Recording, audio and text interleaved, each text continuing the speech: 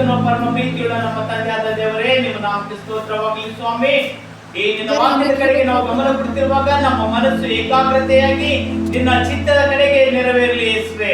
ನಾವು ಎಡಕ್ಕಾಗಲಿ ಬಲಕ್ಕಾಗಲಿ ನಮ್ಮ ಮನಸ್ಸುಗಳು ಬಿಡದ ಹಾಗೆ ಕರ್ತನೆ, ಭದ್ರವಾಗಿ ನಮ್ಮ ಹೃದಯಗಳನ್ನು ಕರ್ತನೆ ನಿನ್ನ ಕಡೆಗೆ ತಿರುಗಿಸಿಕೊಂಡು ನಿನ್ನ ವಾಕ್ಯವು ನಮ್ಮ ಹೃದಯಗಳಲ್ಲಿ ಬೇರೂರುವ ಹಾಗೆ ನೀನು ಕಾರ್ಯ ಮಾಡ್ಬೇಕಂತ ಹೇಳಿ ತಂದೆ ಮಗ ಪರಿಶುದ್ಧಾತ್ಮನ ಮೇಲೆ ಬೇಡಿ ಪ್ರಾರ್ಥಿಸುವ ಯೇಸುವೆ, ಆಮೆನ್. ಕರ್ತನ ನಾಮದಲ್ಲಿ ಇಲ್ಲಿ ಬಂದು ಸೇರಿರ್ತಕ್ಕಂಥ ಪ್ರಿಯ ದೇವರ ಮಕ್ಕಳೇ, ನಮ್ಮೆಲ್ಲರಿಗೂ ಕೂಡ ವಂದನೆಗಳನ್ನು ಸಲ್ಲಿಸುತ್ತಾ ಈ ಒಂದು ವಾಕ್ಯದ ಕಡೆಗೆ ನಾವು ಹೋಗುತ್ತಿರುವಾಗ, ಇವತ್ತಿನ ದಿವಸ ಮೊದಲನೇ ತಿಂಗಳಿನ ಮೊದಲನೇ ವಾರದ ಭಾನುವಾರ ದಿನವಾಗಿದ್ದರಿಂದ ಈ ದಿನದಲ್ಲಿ ಕರ್ತನ ಭೋಜನವನ್ನು ನಡೀತಕ್ಕಂಥ ಸಂಪ್ರದಾಯದ ಪ್ರಕಾರವಾಗಿ ಈ ಒಂದು ಪವಿತ್ರ ಭೋಜನ ಎಂಬುದಾಗಿ ಕರೀತಾರೆ, ಕಮ್ಯುನಿಂಗ್ ಎಂದು ಕರೆಯುತ್ತಾರೆ. ಆದರೆ ಕರ್ತನ ಒಂದು ಪಂಕ್ತಿ ಕೂಡ ಅಂತ ಹೇಳ್ತಾರೆ. ಆದರೆ ಈ ಒಂದು ಕರ್ತನ ಭೋಜನದಲ್ಲಿ ನಾವು ಪಾಲುಗಾರರಾಗಬೇಕಾದ್ರೆ ಯಾವ ಒಂದು ವಿಷಯಕ್ಕೋಸ್ಕರವಾಗಿ ನಾವು ಆತನಲ್ಲಿ ಪಾಲುಗಾರರಾಗಬೇಕು, ಯಾವುದ ಒಂದು ಕಾರಣಗಳಿಂದ ನಮಗೆ ಏನು ಆಶೀರ್ವಾದಗಳನ್ನು ದೊರೆಯುತ್ತವೆ ಅಂತಕ್ಕಂಥ ಒಂದು ವಿಷಯದಲ್ಲಿ ನಾವು ನೋಡುವುದಾದರೆ, ಯೋಹಾನ ಬರೆದ ಸುವಾರ್ತೆ 6ನೇ ಅಧ್ಯಾಯ 48ನೇ ವಚನದಲ್ಲಿ ನೋಡಿಕೊಳ್ಳೋಣ. ಯೋಹಾನ ಬರೆದ ಸುವಾರ್ತೆ 6ನೇ ಅಧ್ಯಾಯ 48ನೇ ವಚನ. 48. ಜೀವ ಕೊಡುವ ರೊಟ್ಟಿ ನಾನೇ, ಜೀವ ಕೊಡುವ ರೊಟ್ಟಿಯು ನಾನೇ. ನಿಮ್ಮ ಹಿರಿಯರು ಅಡವಿಯಲ್ಲಿ ಮನ್ನಾ ತಿಂದರು ಹೋದರು. ಪರಲೋಕದಿಂದ ಇಳಿದು ಬರುವ ರೊಟ್ಟಿ ಎಂತಾನೆಂದರೆ ಅದು ತಿಂದವನು ಸಾಯುವುದೇ ಇಲ್ಲ. Hallelujah, hallelujah, hallelujah. ಯಾವ ಆಹಾರವನ್ನು ಇವತ್ತು ಸೇವಿಸುವುದಕ್ಕಾಗಿ ನಾವು ಇಲ್ಲಿ ಬಂದಿದ್ದೇವೆ ಪ್ರಿಯ ದೇವರ ಮಕ್ಕಳೇ? ಜೀವ ಕೊಡ್ತಕ್ಕಂಥ ರೊಟ್ಟಿ. ಅನ್ನ, ಚಪಾತಿ, ರೊಟ್ಟಿ ನೀವು ದೇಹಕ್ಕೆ ಬೇಕಾಗಿ ಊಟ ಮಾಡಿದ್ರ ಅದು ಕೈಕಾಲಿಗಳಿಗೆ ಬಲ ಕೊಡ್ತದ, ಬರೀ ದೇಹಕ್ಕೆ ಬಲ ಕೊಡ್ತದ. ಆದ್ರೆ ವಾಕ್ಯ ಅಂತಕ್ಕಂಥ ಒಂದು ಆಹಾರ ಇದು ನಿಮ್ಮ ದೇಹಕ್ಕಲ್ಲ, ನಿಮ್ಮ ಆತ್ಮಕ್ಕೆ ಇದು ಜೀವ ಕೊಡ್ತಕ್ಕಂಥದ್ದಾಗಿದೆ. ಆದರೆ ಈ ಒಂದು ಕರ್ತನ ಭೋಜನದಲ್ಲಿ ನೀವು ಪಾಲ್ಗಾರಾಗಬೇಕಾದ್ರೆ ಎಂತ ಒಂದು ನಿಮಗೆ ಶಕ್ತಿ ಕೊಡ್ತಕ್ಕಂಥದ್ದಾಗಿದೆ, ಎಂತ ಒಂದು ಆಹಾರವನ್ನು ಸೇವಿಸ್ತಕ್ಕಂಥವರಾಗಿದ್ದೀರಿ. ಇನ್ನೊಂದ್ಸರಿ ಬಂದ್ರಿ, ಜೀವ ಕೊಡುವ ರೊಟ್ಟಿಯು ನಾನೇ. ಜೀವ ಅಂದ್ರೆ ಊಟ ಮಾಡಿದ್ರೆ ಶಕ್ತಿ ಬರ್ತದ, ನೀರು ಕೊಟ್ರೆ ಶಕ್ತಿ ಬರ್ತದ, ಬಾಯಿ ಹೊರಗಲ್ತಾರಲ್ಲ ಹಾಗೆ ಇಲ್ಲಿ ರೊಟ್ಟಿ ಯಾರಿದಾರಂತ? ಯೇಸು ಕ್ರಿಸ್ತನಾಗಿರುವುದರಿಂದ, ಯೇಸು ಕ್ರಿಸ್ತನು ನೀರು ಆಗಿರುವುದರಿಂದ ಆತನ ಮಾಂಸ ಮತ್ತು ಆತನ ರಕ್ತವನ್ನು ನೆನಪಿಸುವುದಕ್ಕೋಸ್ಕರವಾಗಿ ಇವತ್ತು ನಾವು ಪವಿತ್ರ ಒಂದು ಕರ್ತನ ಭೋಜನದಲ್ಲಿ ಪಾಲುಗಾರರಾಗಲಿಕ್ಕೆ ಸಿದ್ಧರಾಗಿರ್ತಕ್ಕಂಥ ಮಕ್ಕಳಾಗಿದ್ದೇವೆ. ಕರ್ತನ ಭೋಜನದಲ್ಲಿ ಪಾಲುಗಾರರಾಗಬೇಕಾದ್ರೆ ನಮ್ಮಲ್ಲಿ ಇರ್ತಕ್ಕಂಥ ಅರ್ಹತೆಗಳನ್ನು ದೇವರು ಹೇಳ್ತಾ ಇದ್ದಾನೆ. ನೀವು ದೇವರ ಮಕ್ಕಳಾಗಬೇಕಾದ್ರೆ ದೀಕ್ಷಾ ಸ್ನಾನವನ್ನು ಮಾಡಿಸಿಕೊಂಡವರಾಗಿರ್ಬೇಕು. ದೀಕ್ಷಾ ಸ್ನಾನವನ್ನು ಹೊಂದಿರತಕ್ಕಂಥ ಮಕ್ಕಳು ದೇವರ ಮಕ್ಕಳಾಗಿ ಆತನಲ್ಲಿ ಪಾಲುಗಾರರಾಗಿರುವಾಗ ನಿಮಗೆ ದೊರೆತಕ್ಕಂಥ ಅನೇಕ ಆಶೀರ್ವಾದಗಳನ್ನು ಇಲ್ಲಿ ಉಂಟು ಎಂಬುದಾಗಿ ನೋಡುತ್ತೇವೆ. ಹಾಗೆ ಹೋದ್ರಿ,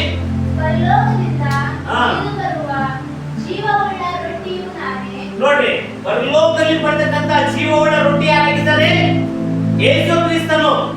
ಆದರೆ ಆತನು ಕೊಡ್ತಕ್ಕಂಥ ವಾಕ್ಯವನ್ನು ಯಾರ್ಯಾರು ಸೇವಿಸುತ್ತಾರೋ, ಯಾರ್ಯಾರು ಅದನ್ನು ಕ್ರಮಪಡಿಸಿಕೊಂಡು ನಡೆಯುತ್ತಾರೋ ಅವರು ಜೀವವುಳ್ಳ ಜಲವಾಗಿದ್ದಾರೆ. ಯೇಸು ಕ್ರಿಸ್ತನಲ್ಲಿ ಉಂಡು ಕುಡಿದು ತೃಪ್ತರಾಗುತ್ತಾರೆ. ಆದರೆ ಯಾರ ವಾಕ್ಯವಿಲ್ಲವೋ, ಯಾರ ಯೇಸುವಿನ ಮಾಂಸ, ಯೇಸುವಿನ ರಕ್ತ, ಯೇಸುವಿನ ಪಾಲು ಇಲ್ಲರೋ ಅವರು ದೇವರ ಮಕ್ಕಳಿಲ್ಲ ಎಂಬುದಾಗಿ ನಾವು ನೋಡುತ್ತೇವೆ. ಆದರೆ ಪರಲೋಕದಿಂದ ಬರ್ತಕ್ಕಂಥ ಮನ್ನಾ, ಪರಲೋಕದಿಂದ ಬರ್ತಕ್ಕಂಥ ವಾಕ್ಯ, ಆ ಜೀವವು ಯೇಸು ಕ್ರಿಸ್ತನು ಎಂಬುದಾಗಿ ನೋಡುತ್ತೇವೆ. ಹಾಗೆ ಹೋದ್ರೆ ಈ ರೊಟ್ಟಿಯನ್ನು ಯಾವನಾದರೂ ತಿಂದರೆ ಅವನು ಸದಾಕಾಲ ಬದುಕುವನು. ನೋಡಿ, ಯಾವ ರೊಟ್ಟಿ ತಿಂದರೆ ಸದಾಕಾಲ ಬದುಕ್ತಾನೆ ಮನುಷ್ಯ? ಈ ನೀರು ಅನ್ನ ಈ ಭೂಮಿಯಲ್ಲಿ ತಿನ್ನಕ್ಕೆ ಹೋದ್ರೆ ನಮ್ಗೊಂದು ಸಾವಲ್ಲ, ನಾವು ಮರಣ ಹೊಂದಿದ್ದೇವೆ. ಆದರೆ ಯೇಸು ಕ್ರಿಸ್ತನಲ್ಲಿರ್ತಕ್ಕಂಥ ರೊಟ್ಟಿ, ಆತನಲ್ಲಿರ್ತಕ್ಕಂಥ ಜೀವಜಲವನ್ನು ನಾವು ಕುಡಿದರೆ ನಮಗೆ ಮರಣ ಇಲ್ಲ ಎಂಬುದಾಗಿ ನೋಡುತ್ತೇವೆ. ಯಾವ ಮರಣ? ಆತ್ಮೀಕ ಮರಣ. ಇದು ದೇಹಕ್ಕೆ ಮರಣವಾಗಿದ್ದರೆ ಯೇಸುವಿನಲ್ಲಿ ಸದಾಕಾಲ ಜೀವಿಸತಕ್ಕಂಥದ್ದು ಆತ್ಮಿಕ ಮರಣ ಇಲ್ಲ, ಆತ್ಮಿಕ ಆಶೀರ್ವಾದಗಳನ್ನು ಹೊಂದುತ್ತಾರೆ ಎಂಬುದಾಗಿ ನಾವು ಸತ್ಯವೇದದಲ್ಲಿ ನೋಡುತ್ತೇವೆ. ಮತ್ತು ನಾನು ರೊಟ್ಟಿ ಹಾ. ನನ್ನ ಮಾಂಸವೇ. ಆತನು ಕೊಡ್ತಕ್ಕಂಥದ್ದೇನದ ಅದೇ ಆತನ ಮಾಂಸ, ಆತನ ರಕ್ತ ಎಂಬುದಾಗಿ ನೋಡುತ್ತೇವೆ. ಈ ಒಂದು ರಕ್ತ ಮತ್ತು ಮಾಂಸ ಈ ಯೇಸು ಕ್ರಿಸ್ತನು ಬಂದ ನಂತರಕ್ಕಂಥದ್ದಲ್ಲ, ಇದು ಆದಿ ಕಾಲದಲ್ಲಿ ಹಳ ಒಡಂಬಡಿಕೆಯಲ್ಲಿ ಕೂಡ ಈ ಕಾರ್ಯವನ್ನು ನಡೀತಾ ಇತ್ತು. ಅದು ಹೇಗೆ ಮಾಡ್ತಿದ್ರಂದ್ರೆ, ಇಸ್ರಾಯೇಲ್ ಜನರು ಐಗುಪ್ತ ದೇಶವನ್ನು ಬಿಟ್ಟು ಹೋಗುತ್ತಿದ್ದಾಗ ಅಲ್ಲಿ ಅದರ ನೆನಪಿಗೋಸ್ಕರವಾಗಿ ಪಸ್ಕ ಹಬ್ಬವನ್ನು ಮಾಡ್ತಿದ್ರು. ಆದಿ ಕಾಲದಲ್ಲಿ 7 ಹಬ್ಬಗಳು ಆಚರಣೆಯಲ್ಲಿತ್ತು. ಅದರಲ್ಲಿ ಮೊದಲನೇದಾಗಿ ಹಬ್ಬವನ್ನು ಆಚರಿಸತಕ್ಕಂಥದ್ದು ಪಸ್ಕ ಹಬ್ಬ. ಅದು ಯಾಕಂದ್ರೆ ಐಗುಪ್ತ ಅಂದ್ರೆ ಗುಲಾಮಗಿರಿಯಿಂದ ಬಿಟ್ಟು ನಾವು ಸ್ವತಂತ್ರವಾಗಿ ಬಾಳ್ತಾ ಇದ್ದೇವೆ, ಸ್ವತಂತ್ರವಾಗಿ ದೇವರ ಕಡೆಗೆ ನಾವು ನಡೀತಾ ಇದ್ದೇವೆ ಅಂತೇಳಿ ಜ್ಞಾಪಕ ಮಾಡುವುದಕ್ಕೋಸ್ಕರವಾಗಿ ಆ ಪಸ್ಕ ಹಬ್ಬವನ್ನು ಆಚರಣೆ ಮಾಡ್ತಿದ್ರು. ಆ ಪಸ್ಕ ಹಬ್ಬ ಆಚರಣೆ ಮಾಡಿದಾಗ ಪಸ್ಕದ ಕುರಿಯ ರಕ್ತವನ್ನು ಯಾರ ಮನೆ ಗೋಡೆ ಮೇಲೆ ಹಚ್ಚುತ್ತಾರೋ ಅಲ್ಲಿ ಸಂಹಾರಕ ದೂತರು ಬರ್ತಾ ಇದ್ದ. ಸಂಹಾರಕ ದೂತ ಅಂದ್ರೇನು? ಯಾವ ಮನೆಯಲ್ಲಿ ಚೊಚ್ಚಲು ಮಗನಾಗಲಿ ಚೊಚ್ಚಲು ದನಕರುಗಳಾಗಿರ್ಲಿ ಅಂತವರನ್ನು ರೋಗ ಬಾಧೆಗಳಲ್ಲಿ ಕೊಟ್ಟು ಮರಣ ಶಿಕ್ಷೆ ಕೊಡ್ತಿದ್ದ. ಆದ್ರೆ ಯಾವ ಒಂದು ಮನೆಯ ಬಾಗಿಲಿನ ಮೇಲೆ ಆ ಒಂದು ರಕ್ತವನ್ನು ಹಚ್ಚಿರುತ್ತದೋ ಆ ರಕ್ತದ ಒಂದು ಗುರುತನ್ನು ನೋಡಿ ಅಲ್ಲಿ ಸಂಹಾರಕ ದೂತರು ಬಂದು ಅವರಿಗೆ ಯಾವ ಕೇಳು ಮಾಡ್ತಿದ್ದಲ್ಲ. ಯಾಕಂದ್ರೆ ಇದು ದೇವರು ಆರಿಸಿಕೊಂಡಿರ್ತಕ್ಕಂಥ ಕುಟುಂಬ, ಇದು ದೇವರು ಮೆಚ್ಚಿರ್ತಕ್ಕಂಥ ಕುಟುಂಬ ಎಂಬುದಾಗಿ ಅದೊಂದು ಸೂಚನೆ ಇತ್ತು. ಆದರೆ ಆದಿ ಕಾಲದಲ್ಲಿ ನಡೆಸಿದಂತ ಪಸ್ಕ ಹಬ್ಬದ ಸೂಚನೆಯೇ ಕುರಿಮರಿಯಾದದ್ದು ಯಾರು? ಅದೇ ಯೇಸು ಕ್ರಿಸ್ತನು. ಇವತ್ತು ನೀವು ದ್ರಾಕ್ಷರಸ ಮತ್ತು ರೊಟ್ಟಿ ಮುರಿತಕ್ಕಂಥದ್ದು ಅದೇ ಯೇಸು ಕ್ರಿಸ್ತನ ರಕ್ತ ಮಾಂಸ ಎಂಬುದಾಗಿ ಈ ಒಂದು ವಾಕ್ಯದಲ್ಲಿ ನಾವು ನೋಡುತ್ತೇವೆ. ಈ ವಾಕ್ಯದಲ್ಲಿ ನೋಡುವುದಾದರೆ ಏನ್ ಹೇಳ್ತದೆ ಅಂದ್ರೆ, ಯಾರು ಕ್ರಿಸ್ತನಲ್ಲಿ ಉಂಡು ಕುಡಿದು ತೃಪ್ತರಾಗುತ್ತಾರೋ ಅವರಿಗೆ ಸಾವು ಇಲ್ಲ ಎಂಬುದಾಗಿ. ಇನ್ನು ಸ್ವಲ್ಪ ಅದನ್ನು ಲೋಕದ ಜೀವಕ್ಕೋಸ್ಕರ ಕೊಡುವೆನು ಎಂದು ಹೇಳಿದನು. ಆಗ ಯೆಹೂದ್ಯರು ಇವನು ತನ್ನ ಮಾಂಸವನ್ನು ನನಗೆ ಹೇಗೆ ತಿನ್ನುವುದಕ್ಕೆ ಕೊಟ್ಟಾನು ಎಂದು ತಮ್ಮ ತಮ್ಮೊಳಗೆ ವಾಗ್ದಾನ ಮಾಡುತ್ತಿರಲು ಯೇಸು ಅವರಿಗೆ, ನಿಮಗೆ ನಿಜ ನಿಜವಾಗಿ ಹೇಳುತ್ತೇನೆ, ನೀವು ಮನುಷ್ಯಕುಮಾರನ ಮಾಂಸವನ್ನು ತಿನ್ನದೆ ಅವನ ರಕ್ತವನ್ನು ಕುಡಿಯದೆ ಹೋದರೆ ನಿಮ್ಮೊಳಗೆ ಜೀವವಿಲ್ಲ. ಹಲ್ಲೆಲೂಯಾ. ಹಲ್ಲೆಲೂಯಾ. ಅಲ್ಲಿ ಬಹಳ ಪಂಡಿತರಿದ್ರು ಯೇಸು ಕ್ರಿಸ್ತನಿದ್ದಂತ ಸಮಯದಲ್ಲಿ. ಯಹೂದ್ಯರು, ಫರಿಸಾಯರು, ಶಾಸ್ತ್ರಿಗಳು, ಪಂಡಿತರು ಏನ್ ಹೇಳ್ತಾರ, ಓ ಯೇಸು ಅವನ ಮಾಂಸನೇ ಕುಡ್ತಾನಂತ, ಆತನ ಮಾಂಸ ತಿಂದ್ರೆ ನಾವು ಬದುಕೇವ್ ಇಲ್ಲ ಅಂತ ಹೇಳಂತ ಹೀಗಾಡ್ಸಕ್ಕಂತ ಸಮಯದಾಗ ಯೇಸು ಕ್ರಿಸ್ತನ ಹೇಳತಾನ, ನನ್ನ ಮಾಂಸ ಮತ್ತು ನನ್ನ ರಕ್ತವನ್ನು ನೀವು ತಿನ್ನದೆ ಕುಡಿಯದೆ ಹೋದರೆ ನಿಮ್ಮಲ್ಲಿ ಜೀವವಿಲ್ಲ, ನಿಮ್ಮಲ್ಲಿ ಸತ್ಯವಿಲ್ಲ, ನಿಮ್ಮಲ್ಲಿ ಬರೀ ಮೋಸನೆ ತುಂಬಿ ಹೋಗುತ್ತದೆ, ನಿಮ್ಮ ಕ್ರಿಯೆಗಳು ಸತ್ಯ ಜೀವಿತಕ್ಕೆ ಸಂಬಂಧಪಟ್ಟಂತ ಕಾರ್ಯಗಳು ನಿಮ್ಮಲ್ಲಿ ಗುಣಗಳು ಇಲ್ಲ ಎಂಬುದಾಗಿ ತೋರುತ್ತದೆ ಎಂಬುದಾಗಿ ಅಲ್ಲಿ ಯೇಸು ಕ್ರಿಸ್ತನು ನಿಮ್ಮನ್ನು ನಿಜ ನಿಜವಾಗಿ ಹೇಳುತ್ತೇನೆ ಎಂದು ಹೇಳುತ್ತಾ ಇದ್ದಾನೆ. ಅದಕ್ಕೋಸ್ಕರವಾಗಿ ಪ್ರಿಯ ದೇವರ ಮಕ್ಕಳೇ, ಈ ಒಂದು ಪವಿತ್ರ ಭೋಜನದಲ್ಲಿ ನಾವು ಪಾಲುಗಾರರಾಗಬೇಕಾದರೆ ಇನ್ನೊಂದಾಗಿ ನಾವು ನೋಡುವುದಾದರೆ ಮೊದಲನೇ ಕೊರಿಂಥಿ 11ನೇ ಅಧ್ಯಾಯ 21ನೇ ವಚನದಲ್ಲಿ ನೋಡ್ರಿ. ಮೊದಲನೇ ಕೊರಿಂಥಿ 11ನೇ ಅಧ್ಯಾಯ 21ನೇ ವಚನದಲ್ಲಿ ನಾವು ಏನು ನೋಡ್ತೇವೆ ಅಂದರೆ, ಆ ಕಾಲದಲ್ಲಿ ಕೂಡ ಅನೇಕ ಜನರು ಬಂದು ತಮ್ಮ ಊಟ ಮಾಡುವುದಕ್ಕಾಗಿ ತಮ್ಮ ಗಂಟುಗಳನ್ನು ತಂದು ಹಿಂದೋ ಮುಂದೋ ಮನಸ್ಸು ಬಂದಾಗ ಯಾವಾಗಾದ್ರೂ ಮುಂದೆ ಹೋಗ್ಬೇಕು ಅಂತಿದ್ರು. ಆದ್ರೆ ಯೇಸು ಕ್ರಿಸ್ತನ ಒಂದು ಕ್ರಮವನ್ನು ಕೊಡ್ತಾ ಇದ್ದಾನೆ. ಅದು ಯಾವ ಕ್ರಮ ಎಂಬುದಾಗಿ ನೋಡಿಕೊಂಡ್ರೆ, ಭೋಜನವಾಗಲಿ ಪ್ರತಿಯೊಬ್ಬನು ತಾನು ಮತ್ತೊಬ್ಬರಿಗಿಂತ ಮುಂದಾಗಿ ಊಟ ಮಾಡುತ್ತಾನೆ. ಹೀಗೆ ಒಬ್ಬನು ಹಸಿದಿರುತ್ತಾನೆ, ಮತ್ತೊಬ್ಬನು ಕುಡಿದು ಮತ್ತನಾಗಿ ಹೋಗುತ್ತಾನೆ. ಹಲ್ಲೆಲೂಯಾ. ಆದ್ರೆ ಸುಮ್ಮನೆ ಉದಾಹರಣೆವಾಗಿ ಹೇಳ್ಬೇಕಾದ್ರೆ, ಇವತ್ತು ನೀವೆಲ್ಲ ನೋಡಿರ್ತಕ್ಕಂತ ಒಂದು ಜಾತ್ರೆಗಳಾಗಲಿ ಒಂದು ಕೂಟಗಳಾಗಲಿ ಹೋಗ್ಬೇಕಾದ್ರೆ ಊಟಕ್ಕೆ ಯಾವ ಹಸುದಿರ್ತಾನ, ಯಾವ ತಾನು ತಂದಿರ್ತಕ್ಕಂಥ ಗಂಟು ಅವ್ನು ಬಿಚ್ಕೊತಾನ, ಹೊಡೆದು ಚಿಡ್ದಾಡ್ತಾ ಇರ್ತಾನ. ಆದ್ರೆ ಇಲ್ಲೇನ್ ಹೇಳ್ತಾ ಇದ್ದಾನೆಂದ್ರೆ, ಇದು ಉಂಡು ಕುಡಿಯುವ ರಾಜ್ಯಕ್ಕೆ ನೀವು ಸಂಬಂಧಪಟ್ಟವರಲ್ಲ. ನೀವು ಉಂಡು ಕುಡಿಯುವುದಾದರೆ ಒಬ್ಬರನ್ನೊಬ್ಬರು ಪ್ರೀತಿಯಿಂದ ಇರಬೇಕಂತ ಹೇಳಿ ಹೇಳ್ತಾ ಇದ್ದಾನೆ. ನಿಮ್ಮನ್ನು ನೀವು ಯಾವ ಊಟದಲ್ಲಿ ಪಾಲುಗಾರಿಕೆ ಆಗಬೇಕು? ಈ ಲೋಕದ ಊಟದಲ್ಲಿ ಅಲ್ಲ, ಪವಿತ್ರಾತ್ಮನು ಕೊಡ್ತಕ್ಕಂತ ಪರಿಶುದ್ಧವಾಗಿರ್ತಕ್ಕಂಥ ಮನ್ನ ಅಂತಕ್ಕಂಥ ಒಂದು ಊಟದಲ್ಲಿ. ಆ ಮನ್ನ ಎದಕ್ಕೆ ಹೋಲಿಕೆ ಮಾಡಿದ್ದಾರೆ ಅಂದರೆ, ಈ ವಾಕ್ಯಕ್ಕೆ ಹೋಲಿಕೆ ಮಾಡಿದ್ದಾರೆ. ದೇವರ ಒಂದು ವಾಕ್ಯದ ಒಂದು ಊಟವನ್ನು ಯಾರು ಮಾಡುತ್ತಾರೋ ಅವರಲ್ಲಿ ಒಂದು ಕ್ರಮವಿದೆ. ಏಕೆಂದರೆ ಬಂದಿರ್ತಕ್ಕಂಥ ಎಲ್ಲಾ ಜನಗಳು ಏಕ ಮನಸ್ಸಿಂದ ಕೂಡಿದವರಾಗಿದ್ದಾರೆ. ಒಂದೇ ಮನಸ್ಸಿನಿಂದ ಕೂಡಿರಬೇಕು. ಅವರಲ್ಲಿ ಮನಸ್ಸು ಒಂದೇ ಇರಬೇಕು. ಯಾಕೆಂದ್ರೆ ದೇಹದಲ್ಲಿ ಅನೇಕ ಅಂಗಗಳಿರಬಹುದು. ಹಾಗೆ ಈ ಅಂಗ ದೇಹ ಸಂಬಂಧಪಟ್ಟಿದ್ದಿಲ್ಲ ಅಂತ ಹೇಳಿಕ್ಕಾಗಲ್ಲ. ಕೈ ಆಗಲಿ, ಕಾಲಾಗಲಿ, ತಲೆ ಆಗಲಿ, ಪ್ರತಿ ಒಂದೊಂದು ಅಂಗಗಳು ಎದಕ್ಕೆ ಸಂಬಂಧವಾಗಿವೆ? ಇದು ದೇಹಕ್ಕೆ. ಹಾಗೆ ನಾವು ಯೇಸು ಕ್ರಿಸ್ತನ ಮಗನಾಗಿ ದೀಕ್ಷಾಸ್ನಾನ ಹೊಂದಿರತಕ್ಕಂತ ಪ್ರತಿಯೊಬ್ಬ ಮಗನು ಯೇಸು ಕ್ರಿಸ್ತನ ಒಂದು ಅಂಗಗಳಾಗಿದ್ದೇವೆ. ಇನ್ನು ಸ್ವಲ್ಪ ಹೋದ್ರಿ. ಏನು ಉಣ್ಣುವುದಕ್ಕೂ ಕುಡಿಯುವುದಕ್ಕೂ ಮನೆಗಳಿಲ್ಲದಿದ್ದರೆ ಅಥವಾ ದೇವರ ಸಭೆಯನ್ನು ಅಸಡ್ಡೆ ಮಾಡಿ ಏನು ಇಲ್ಲದವರನ್ನು ನಾಚಿಕೆ ಪಡಿಸುತ್ತೀರಾ? ಉಳ್ಳಕ, ತಿಲ್ಲಕ, ಕುಡಿಲಕ ನಿಮ್ಗೆ ಮನೆಗಳಿಲ್ಲ. ಮನೆಗಳನ್ನ ಕುಡ್ಬೋದು, ಕುಡಿಬೋದು, ತಿನ್ಬೋದು. ಆದ್ರೆ ದೇವಾಲಯದಲ್ಲಿ ಬಂದಿದ್ದಲ್ಲ, ದೇವರ ಪರಿಶುದ್ಧ ಸ್ಥಳ ಬಂದಿದ್ದಲ್ಲ, ಒಬ್ಬರು ಉಮ್ಮದಾಗ್ಲಿ, ಒಬ್ಬರು ಚೆಲ್ಲಾದಾಗ್ಲಿ, ನಡೆಯೋದಾಗ್ಲಿ ಅಲ್ಲ. ನೀವೆಲ್ಲರೂ ಇಲ್ಲಿ ಕೂಡ್ಬೇಕಾದ್ರೆ ಏಕ ಮನಸ್ಸುಳ್ಳವರಾಗಿ ಕೂಡ್ರಿ ಅಂತ ಹೇಳತ್ತ. ಒಂದು ದೇಹಕ್ಕೆ ಹೇಗೆ ಅಂಗಗಳಿದ್ದಾವೋ ಹಾಗೆ ಯೇಸು ಕ್ರಿಸ್ತನ ಹೆಸರಿನಲ್ಲಿ ದೀಕ್ಷಾಸ್ನಾನ ಹೊಂದಿರತಕ್ಕಂತ ಪ್ರತಿಯೊಬ್ಬ ಮಗನು ಅವನು ಯೇಸು ಕ್ರಿಸ್ತನ ಒಂದು ಅಂಗವಾಗಿದ್ದಾನೆ. ಅವರೆಲ್ಲರ ಮನಸ್ಸು ಹೇಗಿರ್ಬೇಕಂತ ಒಂದೇ ಮನಸ್ಸುಳ್ಳವರಾಗಿರ್ಬೇಕು. ಅದೇ ರೀತಿಯಾಗಿ ನಾವು ಇನ್ನೊಂದು ವಾಕ್ಯದಲ್ಲಿ ನೋಡೋದಾದ್ರೆ ಅಪೊಸ್ತಲರ ಕೃತ್ಯಗಳು 2ನೇ ಅಧ್ಯಾಯ 42ನೇ ವಚನ ತೆಗಿರಿ. ಅಪೊಸ್ತಲರ ಕೃತ್ಯಗಳು 2ನೇ ಅಧ್ಯಾಯ 2ನೇ ವಚನ 42ನೇ ವಚನ. 2ನೇ ಅಧ್ಯಾಯ 42ನೇ ವಚನ. ಇವರು ಅಪೊಸ್ತಲರ ಬೋಧನೆಯನ್ನು ಕೇಳುವುದರಲ್ಲಿಯೂ ಸಹೋದರ ಅನ್ಯೋನ್ಯತೆಯಲ್ಲಿಯೂ ರೊಟ್ಟಿ ಮುರಿಯುವುದರಲ್ಲಿಯೂ ಪ್ರಾರ್ಥನೆಗಳಲ್ಲಿ ನಿರತರಾಗಿದ್ದರು. ಹಲ್ಲೆಲೂಯಾ. ಅಲ್ಲಿ ಅಪೊಸ್ತಲರಾಗಿರ್ತಕ್ಕಂಥ ಪೌಲರು, ಸೀಲರು, ಯೇಸು ಕ್ರಿಸ್ತನ 12 ಜನ ಶಿಷ್ಯರಲ್ಲಿ ಅನೇಕ ಜನಗಳು ಏನಾಗಿದ್ರಂತ?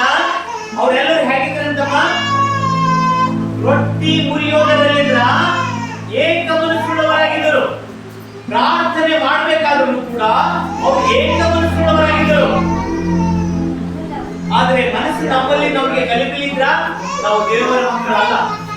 ನಂದೊಂದು ಮನಸ್ಸಿನ ಒಂದುಳಿತು, ನಿಮ್ಮ ಮನಸ್ಸಿನ ಒಂದುಳಿತು, ಸಭಿಕರವರ ಒಂದುಳಿತು, ಪಾಸ್ಟರ್ವರ ಒಂದುಳಿತು, ಅಣ್ಣ ತಮ್ಮಂದಿರ ಒಂದುಳಿತು ಅಂದ್ರ ಆ ಮನಸ್ಸಿನ ಬೇಯಿದ್ರ ಅವರು ಯೇಸು ಕ್ರಿಸ್ತನ ಮಕ್ಕಳಲ್ಲ.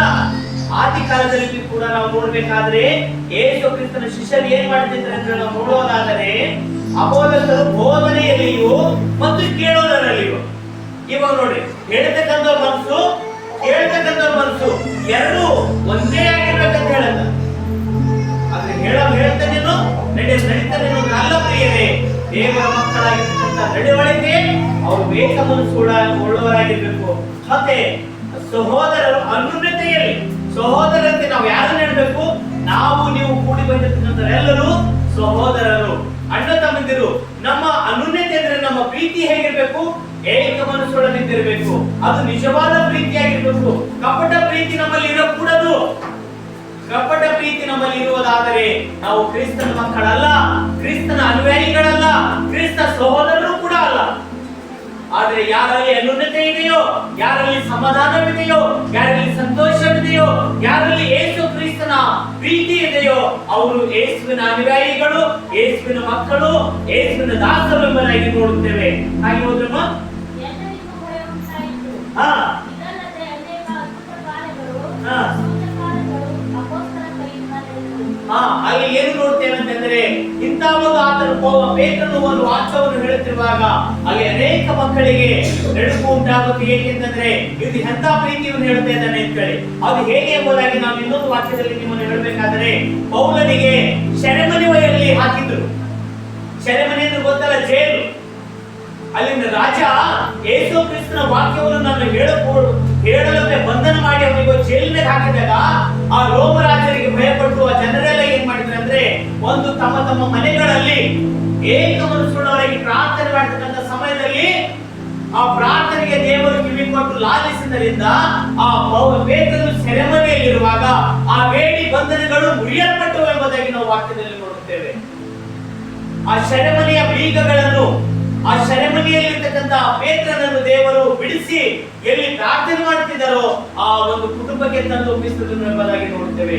ಅದಕ್ಕೋಸ್ಕರ ಪ್ರಿಯ ದೇವರ ಮಕ್ಕಳೇ, ಇವತ್ತು ಕರ್ತನ ಭೋಜನದಲ್ಲಿ ನಾವು ಪಾಲ್ಗೊಳ್ಳತಕ್ಕಂಥ ಮಕ್ಕಳ ಮನಸ್ಸು, ನಮ್ಮ ನಡವಳಿಕೆ, ನಮ್ಮ ನೀತಿ ನಿಯಮಗಳು ಏಕ ಮನಸ್ಸಿನಿಂದಲೂ ಪವಿತ್ರವಾಗಿಯೂ ಪರಿಶುದ್ಧವಾಗಿಯೂ ಕಾಪಾಡಿಕೊಂಡು ಹೋಗುವುದಾದರೆ ನಾವು ಪ್ರಿಯ ದೇವರ ಮಕ್ಕಳಾಗಿ ನಡೀತಕ್ಕಂಥವರಾಗಿರುತ್ತೇವೆ. ಇದು ಎಲ್ಲಿವರೆಗೆ ಎಂದರೆ ಯೇಸು ಕ್ರಿಸ್ತನು ಎರಡನೇ ಬರುಣದವರೆಗೆ ನಾವು ನಡೀಲಿಕ್ಕೆ ಆತನನ್ನು ನೆನಪಿಸೋದಕ್ಕೋಸ್ಕರವಾಗಿ ಈ ಕಾರ್ಯವನ್ನು ನಮಗೆ ಕೊಟ್ಟಿದ್ದಾನೆ. ಪ್ರಕಟಣೆ 13:8 ನೋಡ್ರಿ.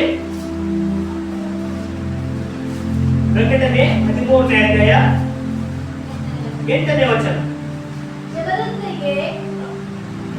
ಜಗದುತ್ಪತ್ತಿಗೆ ಮೊದಲೇ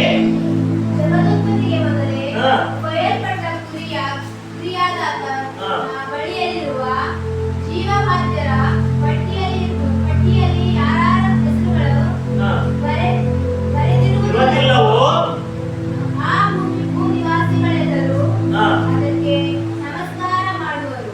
ನೋಡ್ರಿ, ಯೇಸು ಕ್ರಿಸ್ತನು ಜಗದುತ್ಪತ್ತಿಗಿಂತ ಮೊದಲೇ ಆತನು ನಮಗೋಸ್ಕರ ಪ್ರಿಯಾಗಿ ಈ ಭೂಲೋಕದಲ್ಲಿ ರಕ್ತವನ್ನು ಸುರಿಸಲಿಕ್ಕೆ ಸಿದ್ಧನಿದ್ದಾನೆ ಅಂತ ಹೇಳಿ ವಾಕ್ಯದಲ್ಲಿ ಇದೆ. ಆದರೆ ಜೀವ ಬಾಧ್ಯರ ಪಟ್ಟಿಯಲ್ಲಿ ಯಾರ್ಯಾರ ಹೆಸರುಗಳು ಇರಲೋ ಅವರನ್ನು ಕಂಡುಬಿಡ್ತಾರೆ. ಸೈತಾನನಿಗೆ ಆಡಬಿಡ್ತಾರೆ, ಸೈತಾನನ ಕಾರ್ಯಗಳಿಗೆ ಆಡಬಿಡ್ತಾರೆ, ಸೈತಾನನ ಕುಯುಕ್ತಿಗೆ ಆಡಬಿಡ್ತಾರೆ, ಸೈತಾನನ ಗುಣಗಳಿಗೆ ಆಡಬಿಡ್ತಾರ. ಆದ್ರೆ ನೀತಿ, ನ್ಯಾಯ, ಧರ್ಮ, ವಿಶ್ವಾಸ, ಪ್ರೀತಿ ಇವು ಅವ್ರ ಬಳಿ ಇರಲ್ಲ. ಯಾರ ಬಳಿ ಇರಲ್ಲ? ಸೈತಾನನ ಮಕ್ಕಳ ಬಳಿ ಇರಲ್ಲ. ಆದರೆ ದೇವರ ಮಕ್ಕಳ ಬಳಿ ಇರ್ತಕ್ಕಂಥ ಪ್ರೀತಿ, ವಾತ್ಸಲ್ಯ ತುಂಬಿರ್ತಕ್ಕಂಥ ಕುಟುಂಬದಲ್ಲಿ ಅವ್ರು ಯಾವುದಕ್ಕೂ ಕಿವಿ ಕೊಡಲ್ಲ. ಇನ್ನ ಸ್ವಲ್ಪ ಹೋದ್ರೆ, ಕಿವಿಯುಳ್ಳವನು ಕೇಳಲಿ, ಸೆರೆ ಹಿಡಿಯುವವನು ತಾನೇ ಸೆರೆಗೆ ಹೋಗುವನು, ಕತ್ತಿಯನ್ನು ಕೊಲ್ಲುವವರು ಕತ್ತಿಯವರಿಂದಲೇ ಸಾಯುವರು. ಇದರಲ್ಲಿ ದೇವರ ಜನರ ತಾಳ್ಮೆಯು ನಂಬಿಕೆಯು ತೋರಿ ಬರುತ್ತದೆ. ನೋಡಿ, ಕತ್ತಿಯನ್ನು ಹಿಡಿಯುವವನು ಕತ್ತಿಯಿಂದಲೇ ಸಾಯುವನು ಅಂದ್ರ ಕೆಟ್ಟದನ್ನು ಮಾಡತಕ್ಕಂಥವ ಕೆಟ್ಟದ್ರಲ್ಲಿಯೇ ಸತ್ತು ಹೋಗ್ತಾನ. ಅದು ಒಳ್ಳೆದನ್ನು ಮಾಡವ ಒಳ್ಳೆದ್ರಿಂದಲೇ ಅವನು ಬೆಳಿತಾನೆ. ಆದ್ರೆ ನಾವು ಇಲ್ಲಿ ದೇವರ ಮಕ್ಕಳಾಗಬೇಕಾದ್ರೆ ನಮ್ಮಲ್ಲಿ ಏನ್ ಬೇಕು? ತಾಳ್ಮೆ ಬೇಕು. ಎಲ್ಲಿ ತನಕ ತಾಳ್ಮೆ ಬೇಕಂದ್ರೆ ಯೇಸು ಕ್ರಿಸ್ತನ ಎರಡನೇ ಬರುಣದವರೆಗೆ ನಾವು ತಾಳಿ ಇದನ್ನು ಆತನ ಜ್ಞಾಪಕಾರ್ಥಕವಾಗಿ ನಾವು ನಡೆಸಿಕೊಂಡು ಹೋಗ್ತಕ್ಕಂಥವರಾಗಿದ್ದೇವೆ. ದೇವರು ಕೊಟ್ಟಿರ್ತಕ್ಕಂಥ ಈ ವಾಕ್ಯವನ್ನು ಆಶೀರ್ವದಿಸಲಿ. ಮುಂದೆ ನಾವು ಆರಾಧನೆಗೆ ಸಿದ್ಧರಾಗೋಣ. ಆರಾಧನೆ ಪಾಲ್ಗೊಂಡ ನಂತರ ಕರ್ತನ ಭೋಜನಕ್ಕೆ ಸಿದ್ಧರಾಗೋಣ.